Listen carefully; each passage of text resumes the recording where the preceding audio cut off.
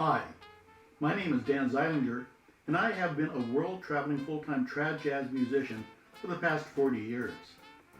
Some of my most memorable performances were on the lawn of the Edinburgh Castle, at Imperial Palace in Japan, as well as TV shows and commercials across the world. I've met many people during my career and have spent many hours on stage and off with these musicians, talking about jazz, life, and more. Some are touring musicians, some are theme park warriors, and some are casual musicians who play on the weekends with friends. I think they all have stories worthy of a movie script, and through these interviews, I'll be sharing them with you. Hi there, this is Dan Zeilinger with Trad Jazz Today. My next guest is somebody that I am so happy to be interviewing, although we haven't seen each other in nigh on 20 years or so. She was just a big part of the festival circuit when she was traveling around with Wooden Nickel, and I was a fanboy of that band, as you've heard from previous conversations I've had with Bob Williams and David Johnson and a few of these guys. And she could count on looking down off the stage and see me down there like a fanboy in a rock band, you know. Anyway, here she is, Bonnie Otto. Hi, Bonnie. Hey. Hi. Are you still using that last name? Yes, I am. I was just curious. You did change it. I didn't do it because you have to go through Social Security. You got to change that too. You got to change. You have so many changes to make, and I've already had enough changes in my life. The last name had to stay. That's the only advantage in being a male, is that we don't have to go through that name change thing. And I mean, that's the only advantage, but that's beside the point. Right. However, you have the distinction, young lady, of being my second female interview that I've done. Out of all these interviews I've done, I think I've done almost 20 so far, and have another 30 to go.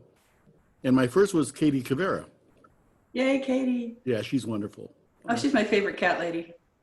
She is a cat lady. Are you a cat lady too?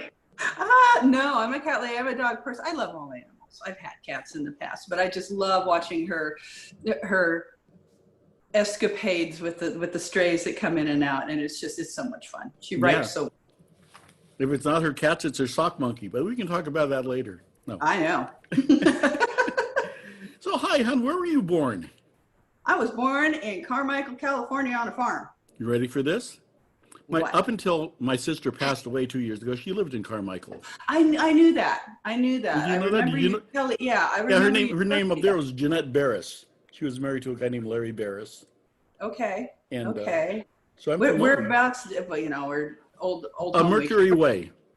Mercury Way. So she's over in the Garden of the Gods off of Eastern Avenue. That's where she was, and we're just now closing that house and selling it. Yeah. So my wife has been up there, and my son's been up there helping her go through all that mess. But oh, isn't that fun? Yeah, my grandfather did all the electrical for the Garden of the Gods when it was built. Oh, so he's to blame. I mean, no, really, seriously.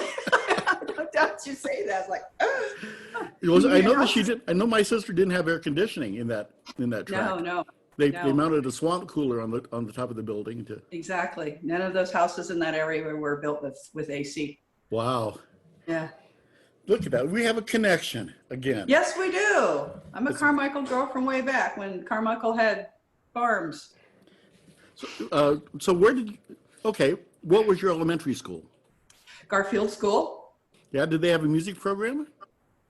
They did. Mr. Pritchard was teaching there at the time. He was old then, and I think he just passed away a little while ago. Oh, my. But I didn't get involved in that music program. I wasn't involved in that. I was taking private lessons. My mother started me when I was about 4 years old at home because she played piano. Okay. Not extensively, but yeah. Grandma played a little piano, and Grandpa, who I never knew, who did your wiring in your sister's house, was a fiddle player. So we have that in our family. But so he wasn't an electrician. Well, there's a whole family joke about this because it's been handed down, and my mom's house was just a nightmare, and never mind. Anyway, so yeah, electrical in Carmichael. I'm surprised it hasn't burned to the ground.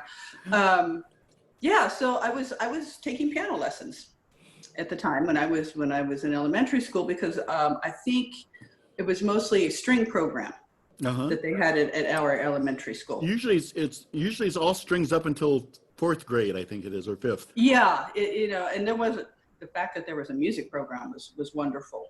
But I didn't really pay attention to that because I was more into sports at the time. So And then that took you to Lucerna High School?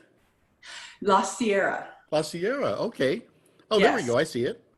Yes, La Sierra, and we lived right across the street from it. Were you in the choir, or did you get into music then? Yes. When I went into high school, actually junior high at Winston Churchill is when I got involved in the music program because somebody found out I played piano, and they did a musical every year in the spring musical. What musicals have you done? Oh my gosh, what have I done? Well, I remember in 7th grade, it was a musical called Let George Do It. Okay. Because that was that during the bicentennial? Oh, I'm aging myself.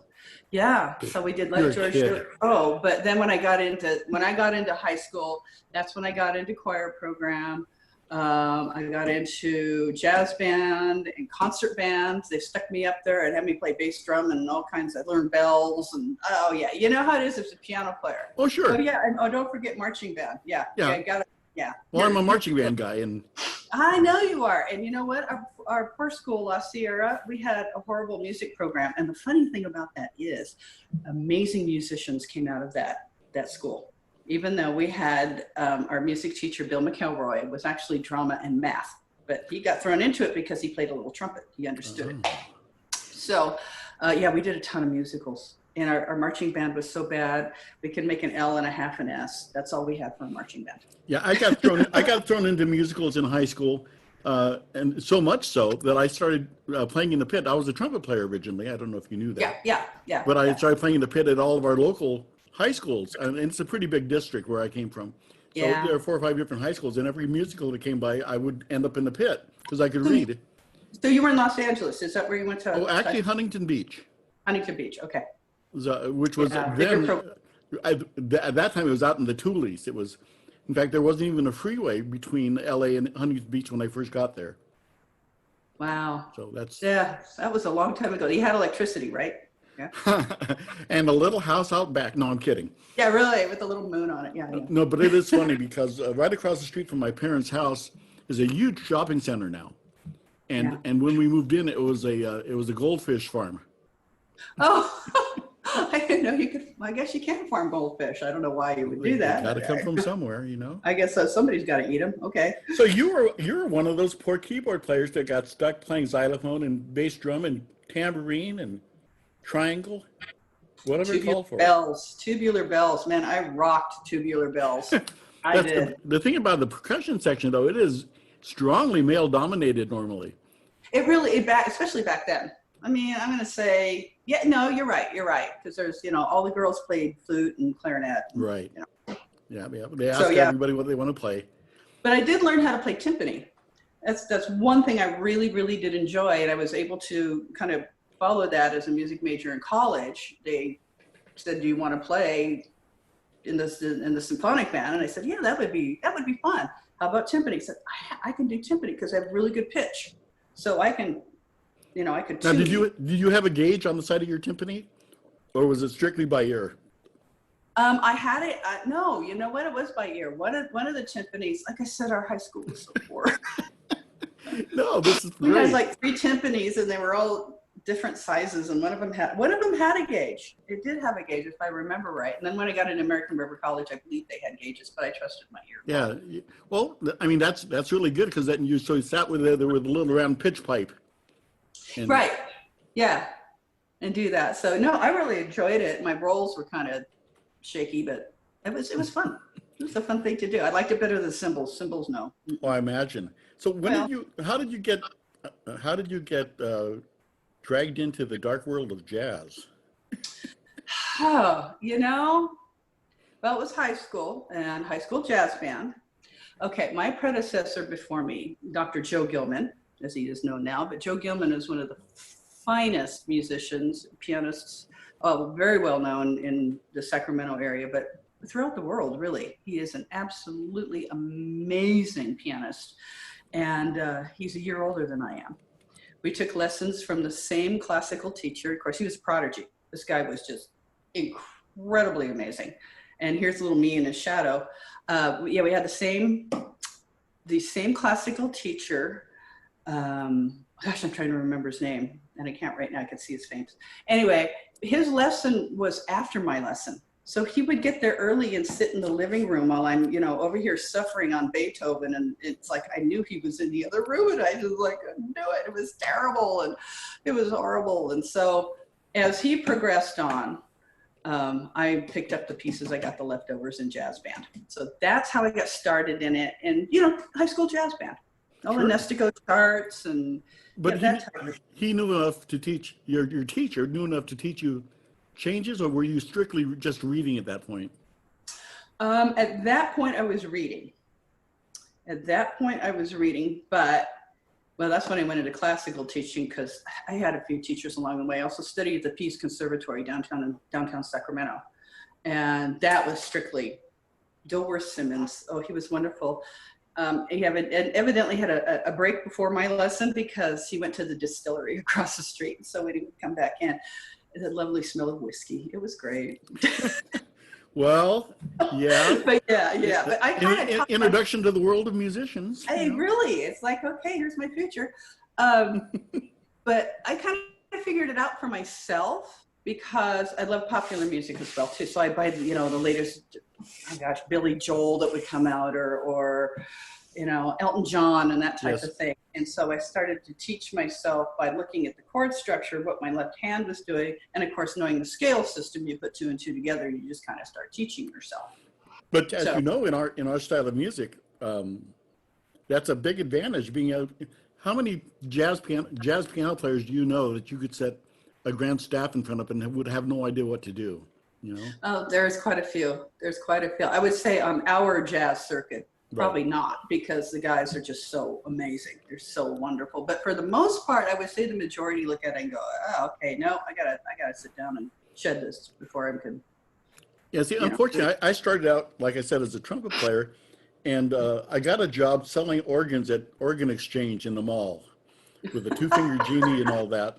And so I actually went the opposite way. I had to learn a grand staff because I came out of being a treble clef trumpet player. To teaching organ, where all I had to do is know how to play, Mary Ann with two fingers. Right. And all of a sudden I was thrust into this world with two manuals and pedals, and I was expected to know what I was doing. Yeah, I took organ in college as one of my electives. And we had a great organist, Dr. Ivan Olson, who was also our theory teacher, one of the best teachers I ever had. Amazing man. But he was I think it was Fremont Church, probably wrong. Sacramento people could fix that. But fantastic organist. And so American River College had a good size organ. And the pedals, that was another disaster. I mean, I could play that. No, it was just funny. I have like size 11 feet. It didn't, no. Yeah, I talked to Les Deutsch about that. Because his main instrument is pipe organ, which is right. I know. And I said, so what do you do to practice, two hands and feet and get it all? He goes, I never really thought about it.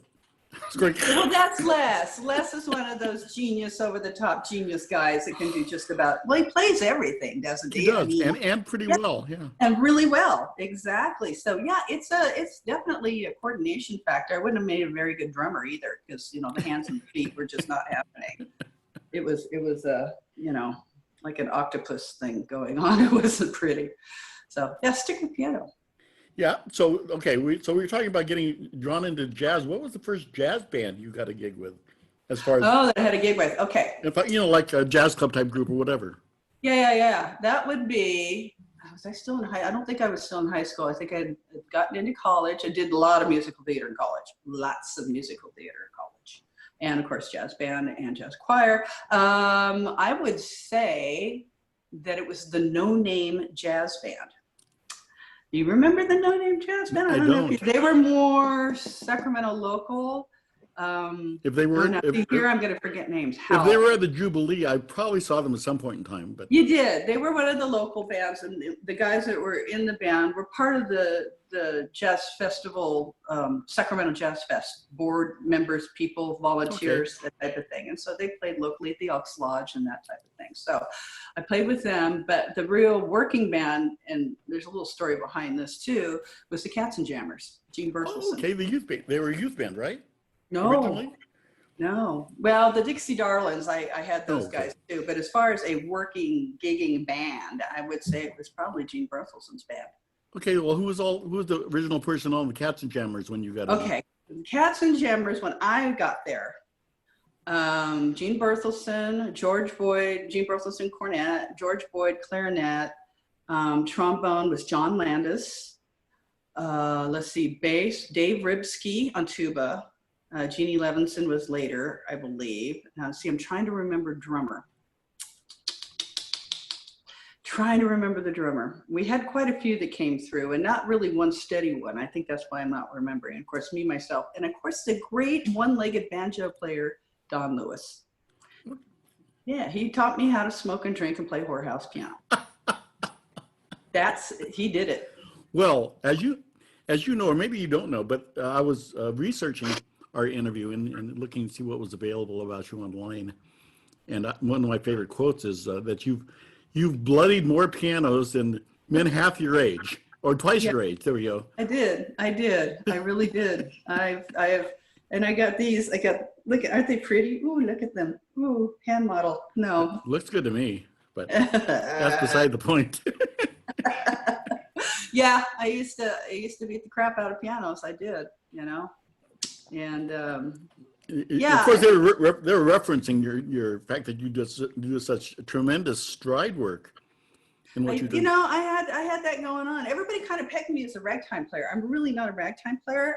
Rag is what got me into stride playing, because and that's one of my teaching methods too. When I was teaching, is to take classical players. They come to me and say, I want to learn jazz. I said, what kind of jazz do you want to learn? Well, let's start here. Let's go through the history of jazz. Let's start here. I think you need to learn, I feel that they need to learn every style that's out there, everything that's out there. If you can just cram it all in and do it. So to get them to go from being a classical musician to strictly reading, ragtime is a great gateway for that, because they can read it, but they're learning the muscle memory. They're learning the movement. Do you find that they have problems with the syncopation coming from a yes, sometimes. It's It's a give or take. Some of them pick them up very quickly, and the others are just straight eights all the way through. It's like you got to learn how to swing. Think of an oval wheel. Kaboom, kaboom, kaboom, tut, tut, tut. And so you just work on that, and then it becomes innate. It does. And if you read it, and if you do read the ragtime literature literally, you got those dotted quarter eighth notes. It's going to make you go there. right.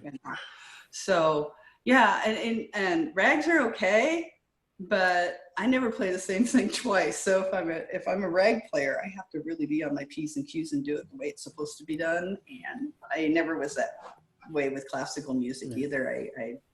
I'm a free spirit.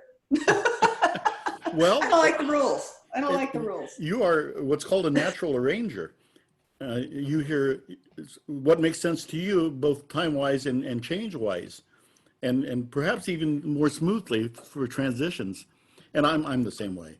If I especially, and that's not good for a band director, of course, because I'll look at a score and I'll hear what I want to hear in my head, and I won't necessarily hear the score as I look at it. So it's Right. It's I totally. you understand what I'm talking about. Totally get that. We're on the same wavelength right there. Exactly. I mean, I can look at a score and hear it. Yeah. I can actually hear it, but what I would do to it is something a little bit different. I found out that's one of the reasons that so many of us are what they classify as ADD, attention deficit, and that's because of the fact that we are able to, yes, what was that? In up, squirrel. Yeah, squirrel. But the advantage of that is you get to see everything at the same time. I was mentioning to somebody that one of the theories surrounding that is that there are two kinds of people basically, and that is hunters and farmers. Farmers can plant a seed and sit there and wait for it to grow. Hunters have to go out and be aware of their surrounding, everything around them at the same time.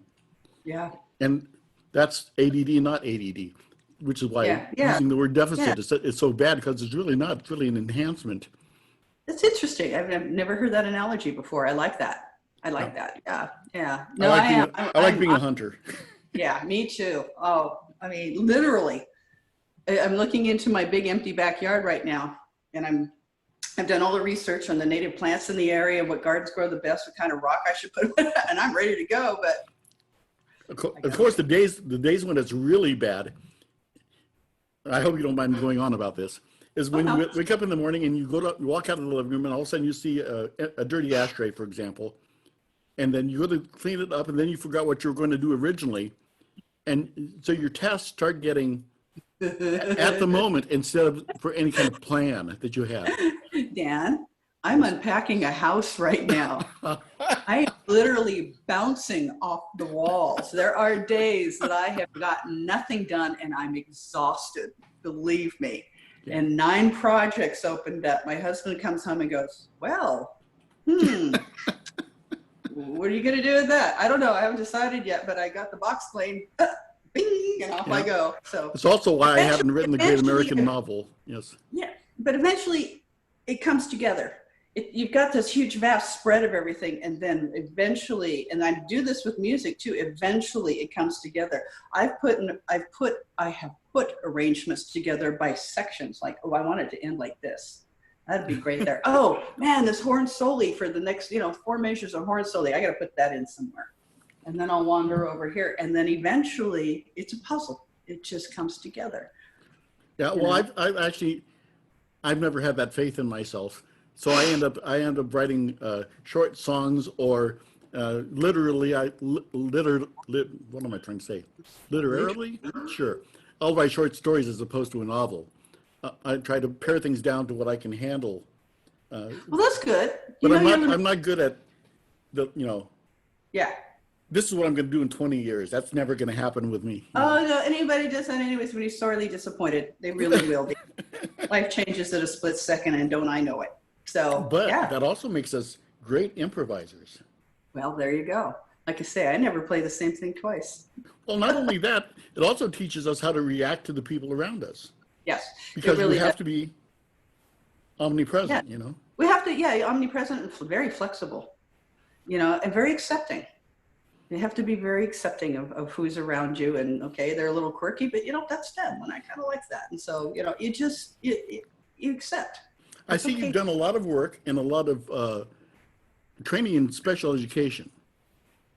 I have, and it's not even so much getting my degree in it. Actually, I'm close to getting my BA in gerontology, if anything, and working Which with is why I'm calling you. Yes, no. Yeah, no, yeah, that's all right, honey. I can take care of you. I've seen it all before. I've seen it all. Oh. No, special ed. I just fell into that through gerontology. I got hired into a school district as a special ed driver. Got my Class B license, and started working as a paraeducator. And next thing I knew, that's what I was doing. So my special education, it also comes from background. My best friend growing up, large Mormon family. The youngest was hit by a car and had severe brain damage, and so he was basically a vegetable in a chair. I'm a caregiver. I'm one of those people who's a caregiver. That's also known as a wife or a mother, yes. Yeah, exactly. I'm a big time mom. So growing up with her and her family and learning about the care of somebody who cannot care for themselves, it's something that doesn't scare me. It doesn't make me feel bad. I don't pull away from it. I'm drawn to it because I want to help that person be the best that they can be.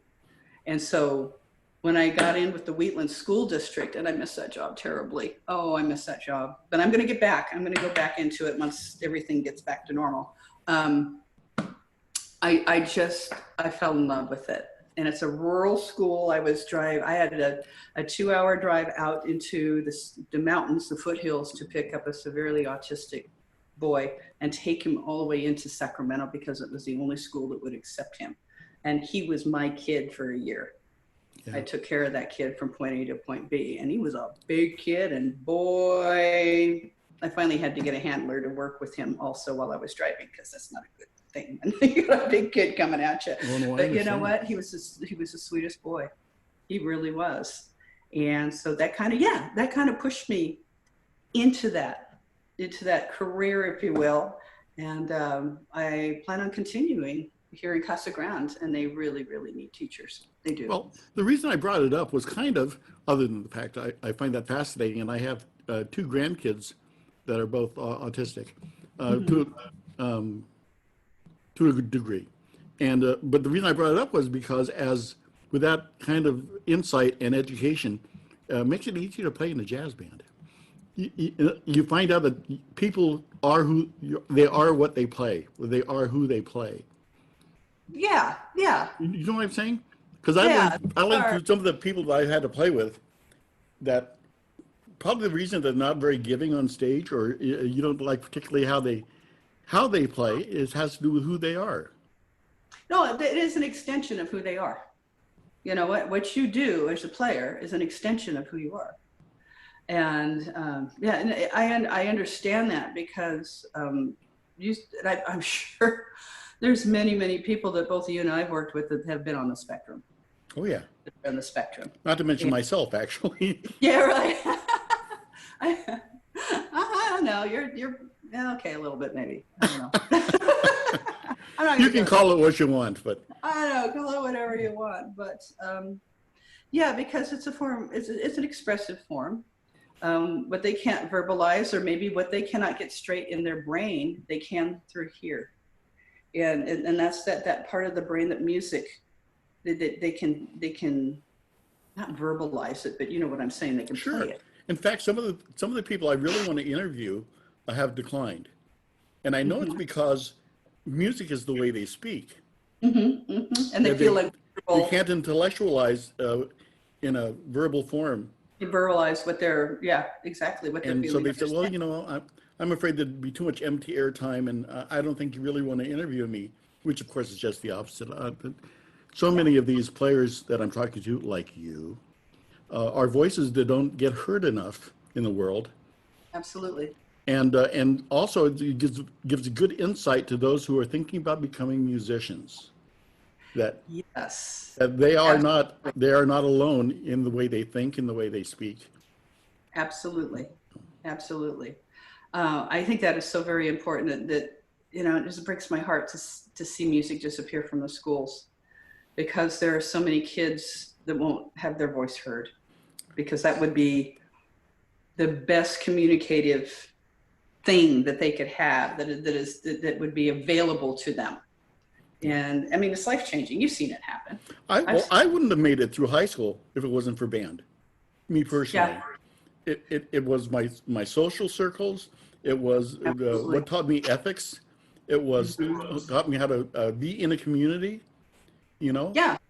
Well, it teaches you to be social within a safe circle, because you're with your like herd of people who think the same way.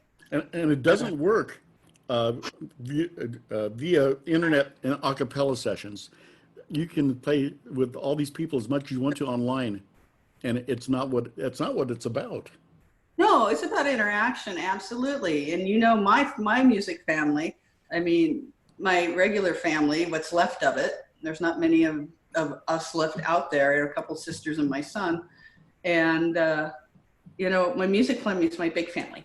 That's just what has gotten me through so much of my life. And they're still there. They're still there with all the screw-ups and things that I've done and whatever. It doesn't matter. They're my true family. And so I think that is important to have. Another important reason why music needs to be in schools, because they're building their family, their friendships and their family. It's more, I think it's more intensive than just, you know, a regular high school friendship, but that's, you know, just my opinion. Oh, it is, absolutely. I mean, that's one of the things as a guy who teaches, that I wish the education system would understand what band does, what marching band does, as opposed to what a football team does. Well, and it's very different things, and they tend to want to think that it's all in the same space as far as what their training is concerned, and it's not. Absolutely not. I think it's so obvious. I don't know how they could come to that conclusion other than the fact it comes down to funding and money. Yeah, hey. Ding, ding. It wouldn't be about that now, would it? Oh. Shh. Our secret. Yeah. In fact, for most high schools, the reason the band exists is to promote the football team. Yeah, I know. Yeah. I remember those days of, the pep squad and the whole thing. And Well, unfortunately, the football team does generate money. well, they do. Absolutely. They do. Absolutely. Well, I mean, at Wheeland High School, the football team's huge. I mean, this is out in the country. Yeah. And these are the kids that go to school there are ranchers, farmers' boys. It was a great school for vocational studies. I mean, they had a welding class that was amazing. And the other, farm laborers, children of farm laborers, and Beale Air Force Base. So I had military kids. So we had a kick butt football team, and they meant it. They meant it. Unfortunately, the marching band was not so good. Well, okay. but a lot of that has to do with how it trickles down from the top. Getting the boosters club together, getting the parents involved and whatnot. And unfortunately, in that area, the parents are very busy. I mean, either Air Force or they're out in the fields. They're working. Both parents work, keeping the farm running. So anyway. I do understand. We can get off on this rant. It's okay. By the way, I didn't say this at the beginning of our interview, and I normally do, that the reason this is called Trad Jazz Today isn't because I necessarily want to talk about trad or necessarily want to talk about Dixieland. It's not called Dixieland today because Dixieland is now no longer politically correct. I know. But I say so. But however, I just use it as a hook for these interviews. There are people that I've interviewed that maybe have had one Dixieland gig in their life. I happen to be on, and then I saw you. Yeah, I saw your list. And that's wonderful because it's all music to me. The people who don't make the people who haven't made a living at it. I mean, I was fortunate enough to marry a nurse, so good boy. So I got to play music all my life. Yeah. And of course, you understand that dynamic. But for a lot of these people, they are passionate about their music and about early jazz, but however, are accountants or plumbers or whatever, and that doesn't disqualify them of their love, Oh, absolutely, absolutely. And like I said earlier in our conversation when I was teaching, learn it all. Learn where it came from. Learn what happened in the 1950s. There's such a societal impact. What was happening during that time? There was a war during that time. Why did the music change? Why did big band change from a dance venue? Why did that happen? Oh, a war came along, our men went over. Then it became more of a show that people would go to watch. So therefore the singers became more prominent. And then from that grew and that grew and that grew. Okay, it's just the history because our society has so much to do with the direction of our music. It's just so intertwined. Yeah, so absolutely. Learn it all. One of the things that come up on a lot of these for me is that we talk about the fact that it's really not musicians who make divisions in style normally. If you have somebody who wants to put money in their pocket to help their family, they'll play whatever you ask them to play. Absolutely. It doesn't matter if it's early jazz or Latin rock or whatever. Yeah, and if you have the ability to do that, you're going to work more. Right, exactly. And I think that's an important thing to say. Yeah, it is. And that's why with teaching, learn it all. If you really are serious about trying to make a living doing this without getting a teaching credential, then you need to learn every single style and you need to learn as many instruments as you can and you need to learn how to write. You need to be able to know the business as well too. Well, that's something that things like jazz camps are doing. That's important. Absolutely. That they're teaching them the business and how to front a band. These are things that aren't being taught in school. Absolutely. Absolutely. Well, being a band teacher, you have parameters that you have to meet. There are things that you have to. You've got, I don't know how you guys do it. Okay, so school used to start in September when I went to school, but now it's like, third week in August. And November, you have your first concert? And you got a whole bunch of new kids coming in. Let's say your seniors all graduated. You got all these new kids come in and they expect you to have a great concert. Oh my gosh. Well, the school that the last school I was at, actually I've stopped teaching as of March. Yeah, I retired. But I'm at that age, I've just turned to, I'm in my late to mid 60s. And so it's about time for me to stop that crap anyway. But, but the thing is, okay, look I now have lost my caboose on my train of thought. That's okay. Schools, teaching. Getting Um, that Oh first yeah, confidence. as I teach my kids, for example, I'll teach my jazz band how to read off of lead sheets. Yay. I'll do things that most educators don't do, Right, and right. I put together a Dixieland set, and I put together a Latin jazz band set, and Awesome. I try to make sure the kids are always fronting the band at concerts, so they know what Awesome. to do. You know. You're a working musician. A lot of teachers are not.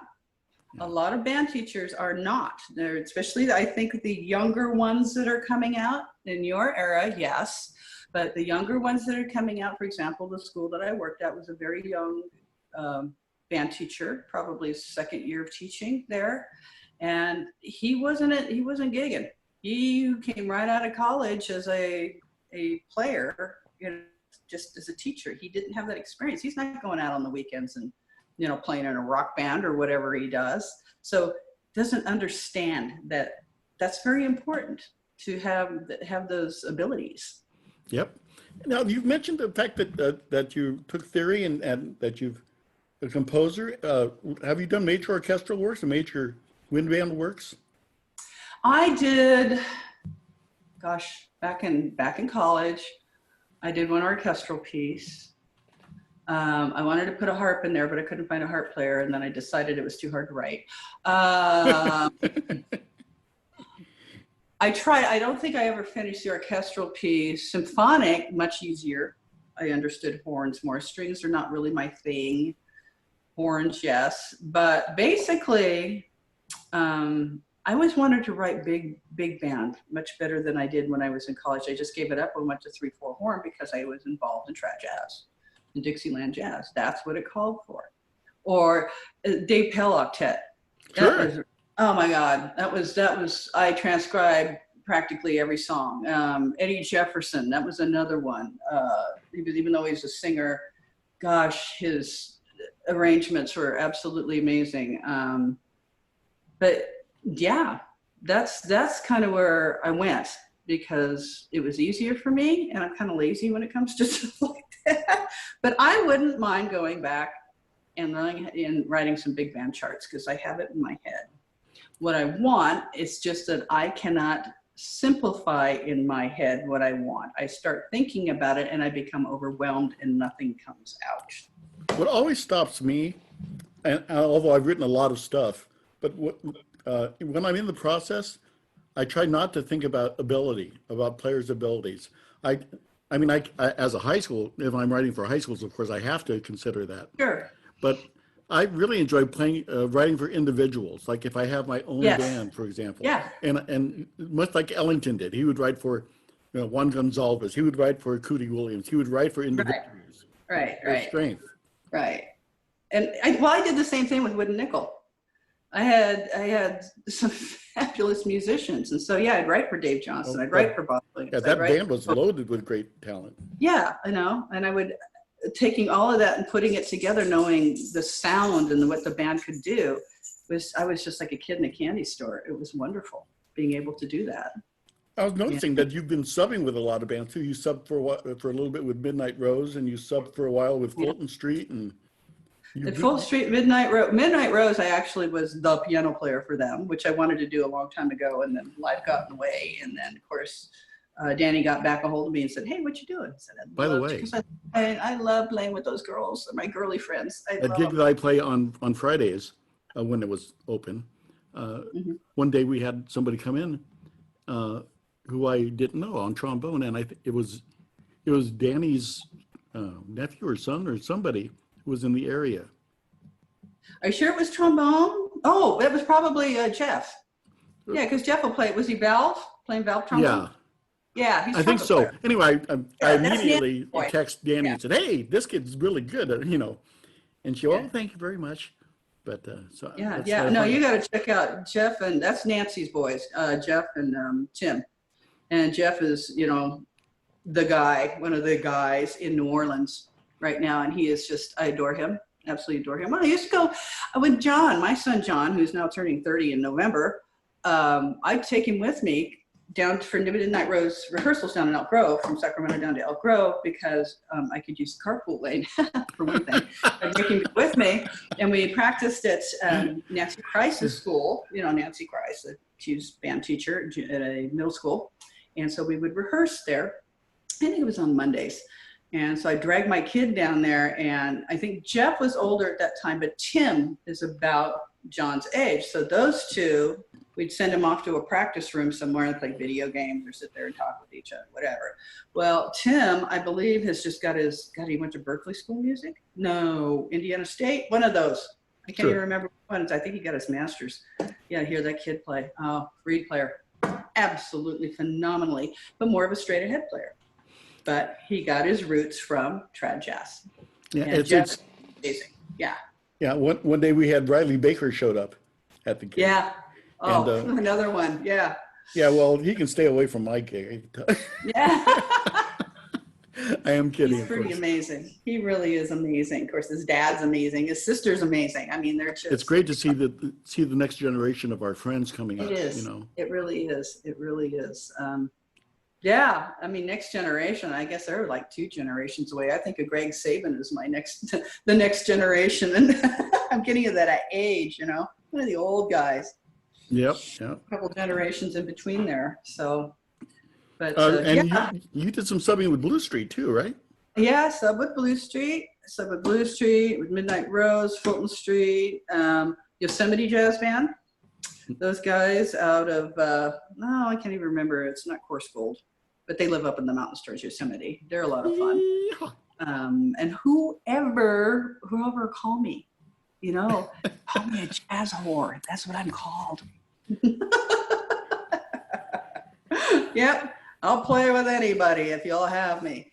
So, yeah, I haven't played much though in the last few years. Well, I have a good drummer friend down there named George Andrus, who was actually my boss at Knott's Berry Farm for 9 years. That's now in your area. Mike Vax is in your area. No, he's up north. He's that way. That's more your area than mine. Prescott. He's a Prescott. Yes. Yeah, it's Prescott. Yeah, I thought it was Casa Grande too. It's like, no, it's Casa Grande. Okay, great. Yeah, we got some players out here, and I started playing. In December, I went out. There's Cheryl Thurston, and I don't know if you're all familiar with her. She's not really on the circuit, but she's been a mainstay here for a long time. Her now passed boyfriend Gary Church. Yeah. They were up in they're up in Sun Lakes, which is Chandler basically. So we've got her, and Joe Hopkins ended up out here, clarinet player. We got Howard Alden. Landed in Phoenix. He's out here. I interviewed Howard already. Yeah. Yeah, Howard, gotta love him. And you know, I've worked with him already. And Igor went up to his place where he lives, and he and Barb, we put together a little concert for the people that live in that complex there. Had a blast. That was fun. Buddy Apfel. Oh God, I haven't seen Buddy in longer than I've seen you. Haven't seen you. Oh, he's still playing. He's still around. Buddy Apple, Matt Mooney. Yep. There's another Joe, Matt Mooney, who's just a monster player. Oh, yeah, absolutely. Ray Templin is about an hour south of me. Just interviewed him. No, Matt was on 10th Avenue with me when I was doing that originally. Yeah, right. The Timbrix group. So, yeah, they're in the woodwork out here. They really are. So I'm hoping, fingers crossed, and Helen Daly, who runs the Chandler Jazz Festival, I'm hoping they'll be able to pull it off this November. So far, fingers crossed, it's going to happen. If that's the case, and I'm going to poke my nose in there and see if I can just at least jam or have some fun. But Cheryl Thurston and I have gotten together, and she's wonderful. She's taken up trumpet. And so we've been kibitzing and talking and doing, and I got to get up and see her, because when I go sit in over at Voodoo Daddy's Steam Kitchen, she's got a steady there. She gets to play trumpet, and she loves doing that. So we're thinking about kind of doing a girl thing, and we haven't really talked about it, but don't be surprised if something shows up in the future, because we're talking. So yeah, I think Howard was telling me that he's done some stuff with her too. Yeah, Howard works with her all the time. He's playing Yeah. with her tomorrow night, as a matter of fact. Yeah. Yeah, yeah. Oh, and I also hung out with a couple of the Western swing guys too. I've been kind of going into that category. Okay, yeah. So Hal and I talked about that. Hal Smith and I talked about those guys. Yeah, yeah. Hal's really into it, and there's some people that I know that Hal knows that are in Texas. I had fun with that. They didn't know what to think of me when I went in there because I can play in any key. Yeah, but can you play in boots? Yes, you know that. You've seen me in several different kinds of boots. You know what I mean? Yeah. And usually they're made for talking. Oh, wait a minute. No. That does. So yeah, there's work to be had here. It's just nothing's going on right now. And I have moved. I live in a trailer, 25-foot trailer, for 8 months. Well, this house was being built, and then of course stuff happened, so everything came to a screeching halt. So I had to live there a little longer, which was an experience, a very humbling experience. You like having floors that don't move? Oh my gosh, my husband, he's a big guy, and get up at 4 o'clock in the morning to go to work, and read. He's walking around the trailer, we're rocking and rolling. It's like, please leave, just leave so I get back to sleep. So yeah, like I said, I don't have to. It's nice to use the toilet that I don't have to flush with my foot, and have a shower that I can actually turn around in. It's Now there's a really important question I need to ask you, and that is, am I going to get along with this husband? Oh, you'll love him. Everybody out there, you will love this guy. If you remember, I had quite a bit of a run-in with the last one. Who didn't? Who didn't? Oh my gosh, that was a whole lifetime ago, and yeah. It was actually even before like the internet type of thing. Yeah, absolutely. It was on our kind of music bulletin board site when he and I got into it. Oh yeah, no, nobody liked him, and it was so funny when all hell broke loose and he took off, which is the best thing that ever happened to me. And I came back. When I came back, I did not realize how many wonderful friends I had, because I completely shut myself off from the world for 5 years, completely. But there was a godsend there, because my son was just going into high school. He was in 8th grade and he was going into high school. So I was a stay-at-home mom. I didn't work. I gave everything up. And I was able to spend all of my time with him. And I'm so glad I did that. Oh, yeah. We are so close now. I love my boy. He loves me. He did his Navy stint as a naval submariner. Very proud of him. And yeah, I'm glad it happened. And I learned to be a silversmith. I taught myself some new fun things to do, which I will carry with me forever. And yeah, I didn't touch a piano for over 5 years. So did you put out a line of jewelry? I did. I actually did. What I was going that direction, and what happened was, as I became more of a fabricator. So jewelers would call me because they get the fancy stuff. I worked a little in gold, but it scared me half to death. So, because it's really expensive and it wasn't that good. But silver and the other non-ferrous metals, argentium silver, that type of thing, pure silver. But local jewelers would call me and say, well, this person showed up with this dog's tooth and they want us to do something with it, or something very strange. Sure.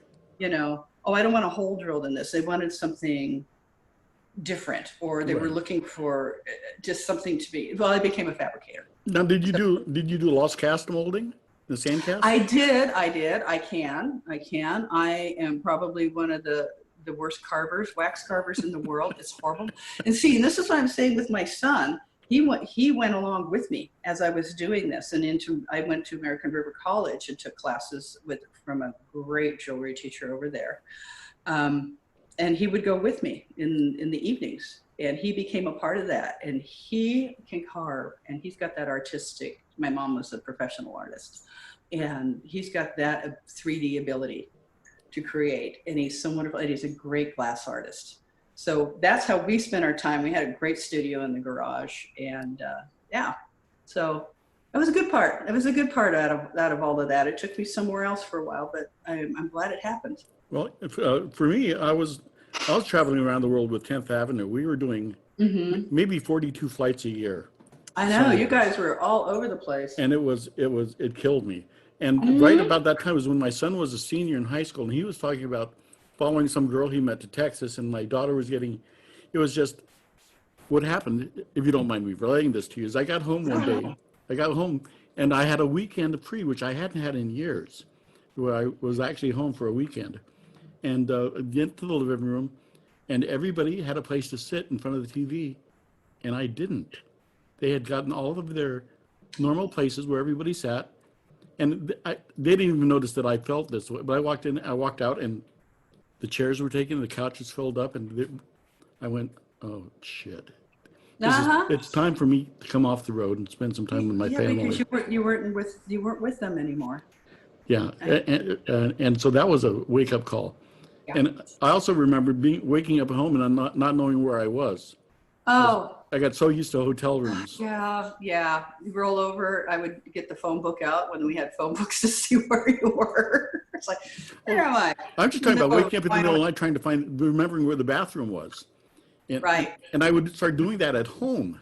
I was saying, oh man, this is messing me up. That's pretty bad, Dan. Yeah, but I was just trying to make a buck. You got the wake up call. You do. And so it comes in mysterious ways. You think it's horrid at the time, but it's really the best thing. Well, So. one thing I found out that I could never make more money than I could spend in this business. Yeah. And Yeah. there was a time when I was doing 7 days a week, 4 days at SeaWorld in San Diego and 3 days at the Wild Animal Park, and a day in Pasadena playing with Phil Andreen's band. I was literally making those kind of distances from Huntington Beach, and I just trying to make enough money to Right. get the family's head above water a little bit. Right. And killing yourself doing it. So That sacrifice, not worth that sacrifice. It really isn't. And of Sorry course, we about now that as we're older, we now know that, right? well, you want to talk about bodies wearing out and being a sousaphone player? Let's talk about it. But people Well, don't understand. Most of my payment came from the fact that I carried that thing around. Wasn't my playing. Yeah, well, no, I get that. Mine is, I'm surprised my hands are still working as well as they are. I do. Got a little arthritis in the left thumb, but it's my knees. Those are gone. So I've got the one replaced in the right in November. Get the second one done. How's the one that was replacing a good idea? Are you? Oh yeah, absolutely. I have no idea. I haven't had anything replaced. Well, when I left Sacramento, I moved up to Marysville. My husband and I bought a house up in Marysville, which, I'm familiar with that area. But it's funny, you move 30 miles north out of Sacramento and take on a full-time job, working as a bus driver, you take on a full-time job and people think you died. I mean, it's like, no, I'm still here. I still play. You can still call me. I can manage this. I can do this. So my gigs just fell off. And of course, there weren't a lot. Sacramento's been kind of going downhill for a long time. If I wanted to play, it was either Bay Area or Napa. And of course, I had the trio I played with, Smart Fellers, which is. I was going to ask you about them and that name. I love it. They sound great. Oh, they are. They're so much fun. And we could get together right now and just jump right back on the bandwagon.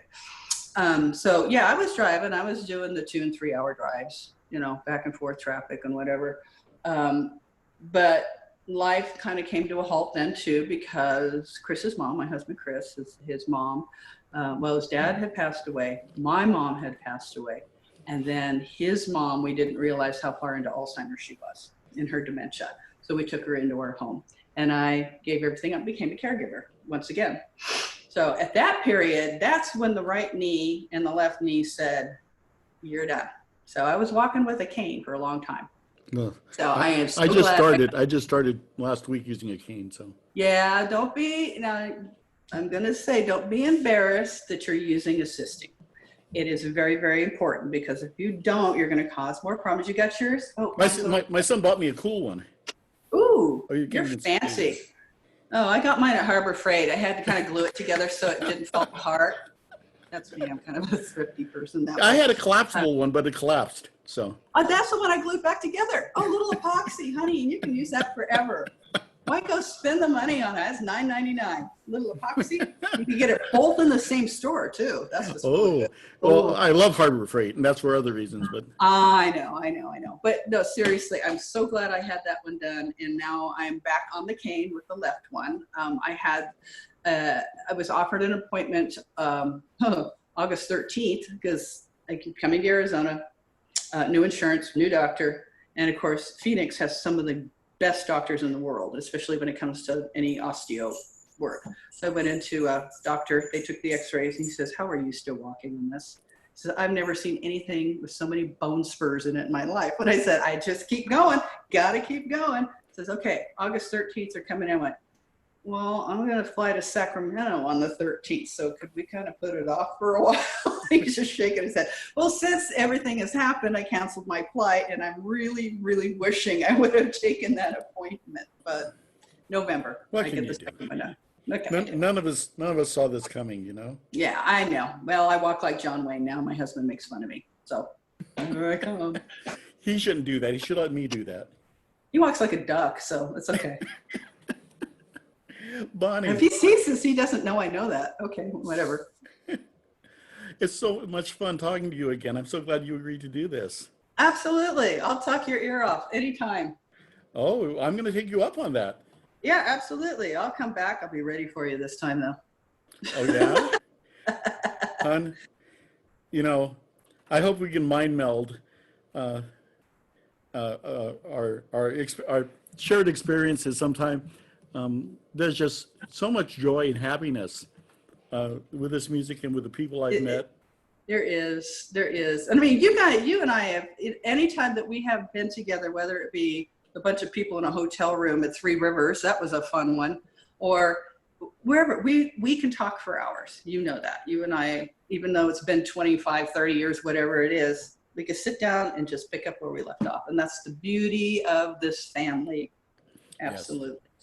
Yes. Yep, it's true, as they used to say. It is. As Mel Brooks used to say. It's true. I'm going to sign off, and yeah, I would like to do this again. Absolutely. Let's figure out a time and a reason, and there doesn't need to be any time or reason. There never has in the past. I don't know why I'm even talking about it now. Nope, and I don't have a set to play, so you got me all day. Hey, there you go. All right, hon. You take care now. Okay, love you, Dan. Much love as always. Mwah. To you too. Bye-bye.